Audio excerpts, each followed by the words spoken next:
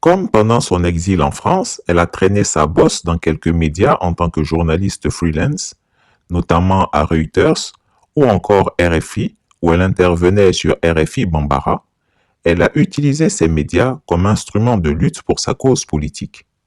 À cause de son activisme consternant et de son manque de professionnalisme, ces médias l'ont virée, sauf RFI qui apprécie ses chroniques virulentes contre le trio de l'AES que sont les présidents Assimi Goïta, Ibrahim Traoré et Abdourahmane Tiani.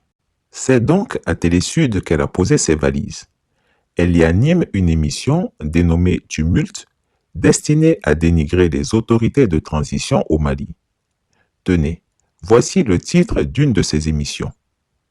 Tumulte, le barbecue humain des soldats de 2 pays de l'AES. Nous parlerons entre autres du barbecue humain monté par certains soldats d'Assimi au Mali et de Traoré au Faso.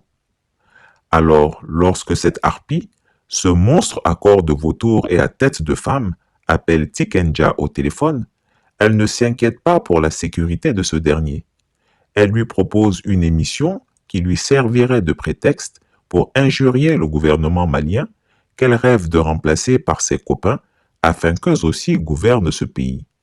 Et si par sa faute, Tikenja était arrêté par les autorités maliennes, ce serait du pain béni pour elle. Elle saisirait cette occasion pour faire une autre émission afin d'injurier les autorités maliennes et crier à la dictature féroce au Mali. Pourquoi je condamne même les actes, le fait que des activistes soient arrêtés au Mali, les rasbages, les bennes, le cerveau, etc. Partout dans ce pays-là, que ce soit au Burkina, au Mali ou au Niger, des gens qui sont arrêtés parce qu'ils se sont exprimés, je condamne. Ceux qui s'expriment sur l'état du pays, sur le comportement des dirigeants, sur la gouvernance, je pense qu'il faut pas les arrêter, il faut les laisser s'exprimer. Parce que c'est au pouvoir de démontrer le contraire de ce que le gars dit. Vous n'avez pas besoin de l'arrêter pour ça, de le mettre en prison pour ça, mais vous avez la possibilité de contredire ce que la personne dit. Voilà, il a dit ça, mais ce n'est pas la réalité, voilà ce qui se passe réellement.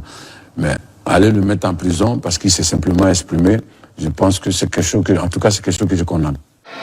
Il s'accroche juste à la définition qu'il lui a donnée l'impérialisme et il se met à parler de démocratie sans réellement connaître le fondement.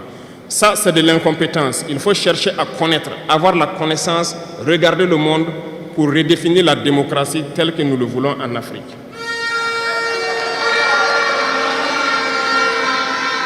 Les incompétents se cachent derrière les libertés.